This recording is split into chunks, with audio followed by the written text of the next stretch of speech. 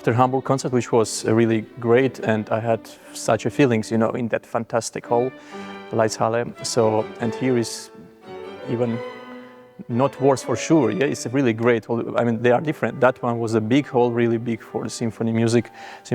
This one is more chamber hall for the chamber music, and we are having today like recital concert, chamber music also, let's say sonatas and virtuoso music.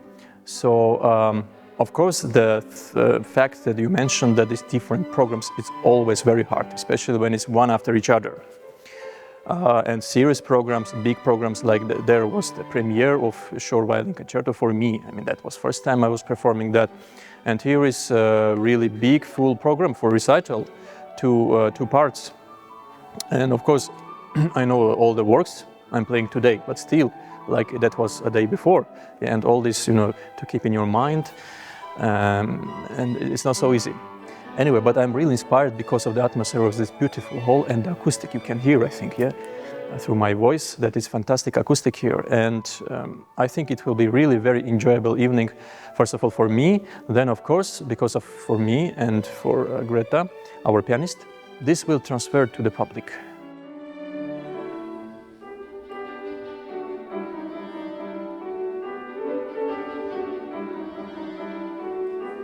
Well, there's no special secret. It's just the things that we learn in childhood. Of course, we learn so well, and this is during the learning process, I mean, studying process in school. Yeah, that's why, of course, that let's say it stays in our minds so well. Yeah, even if we come back to that later, that still stays. So the other thing that we learn much later, it's of course harder. I mean, if you learn some new piece, you learn it well, you give it enough time for that, and then you perform, and then you leave it for like 1 year, 2 years, or even more, and then coming back is always more difficult. Well, but usually it's not like you specially learn it by heart. It's being learned automatically, because first of all, the muscle memory, the fingers, they learn it, of course, your photographic memory, and also, you know, the music. Of course, there is some music that's really hard to play by heart. Usually that's the atonal music, 20th century music. So, and actually there is no need. I mean, you can put the scores. For example, we have also tradition. We play chamber music, we play sonatas, we always play with scores, right? So that's not the thing that I would say is, wow, he plays without scores, like, you know. Yeah. Of course, I heard many stories like, oh, wow, you know, this pianist or this violinist, he played yesterday with orchestra, and he played like, I don't know, 20,000 notes by heart, yeah? I mean, it sounds crazy, but it's normally, it's not so something wow special. It's, yeah, because you know the music, you know the structure. So it's not the most, let's say, important.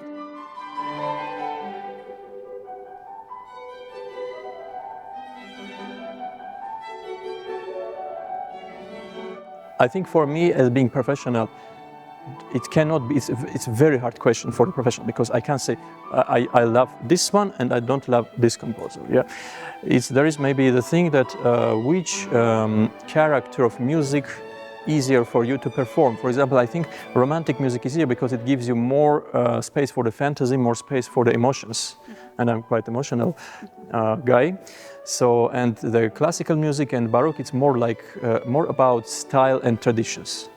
Of course, you also give your emotions there, but mostly if you keep the right style, first of all, the right style, and some of traditions, because traditions can be different in every performance, for every performer. Also, of course, there are some general traditions we need to keep. Then, of course, it's becoming also fantastic, because this music is genius. Let's say Mozart, Beethoven, Schubert. Yeah.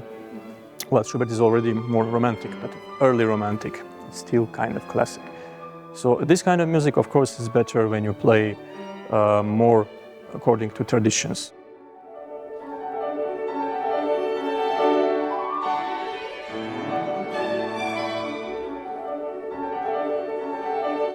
Of course, you're absolutely right. Of course, when I play Armenian music, it sounds, I don't know, people say it sounds very natural, because it's maybe the thing that from my childhood I have heard this national music.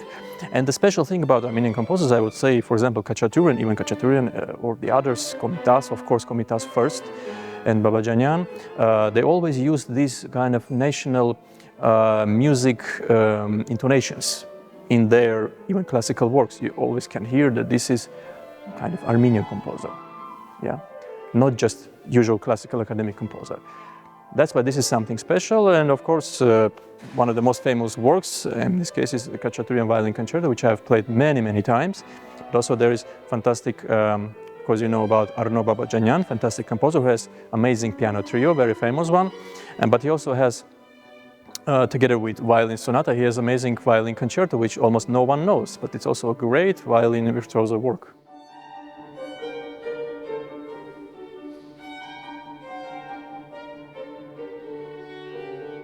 Yes, of course, this might be interesting. I'm sure many music lovers and musicians know about this, that there is a story that Tartini had a dream that devil came to him and played for him violin so magically that he even couldn't then, and then he was like, wow, and you know, it was a wow effect, and he woke up.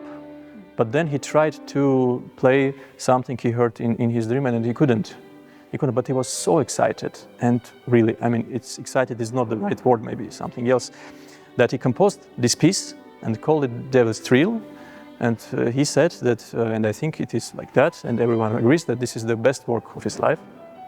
And of course, it's technically also very difficult, and today's version will be arranged by Fritz Kreisler, with, of course, virtuoso cadenza, a bit to the romantic style, but still this is Baroque music. Yeah, so this is really special work, really special work.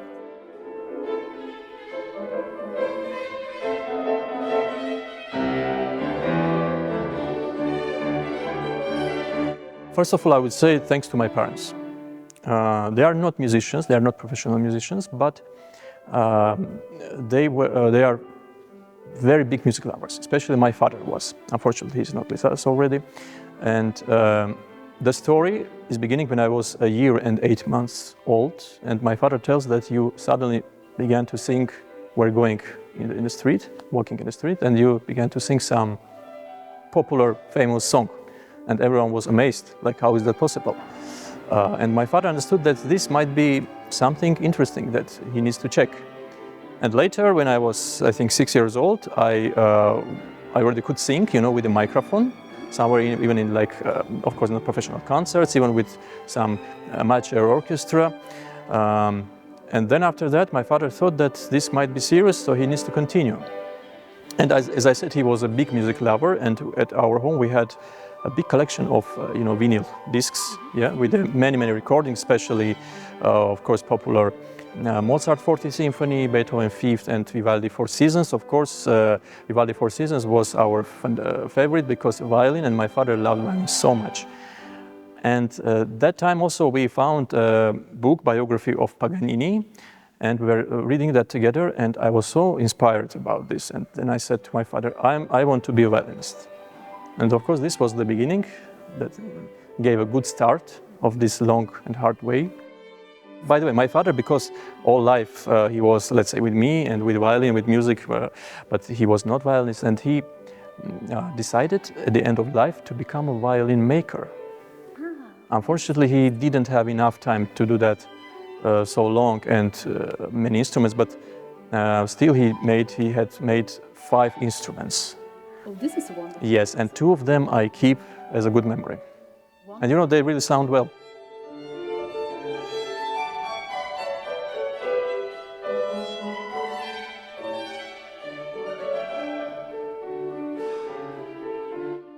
Difficult to answer. I think my way, let's say, my way is to go on with violin, with music, with a real music. Yeah, of course, to discover many new works. There are a lot of works I want to discover, to make interesting projects, be in music, and I hope this will bring me somewhere, you know, at some other level in being musician. This is my wish. This is my hope. This is my way. This is my dream, maybe. And then let's see what's happening. I can't say. I can't plan, you know, like 10 years after.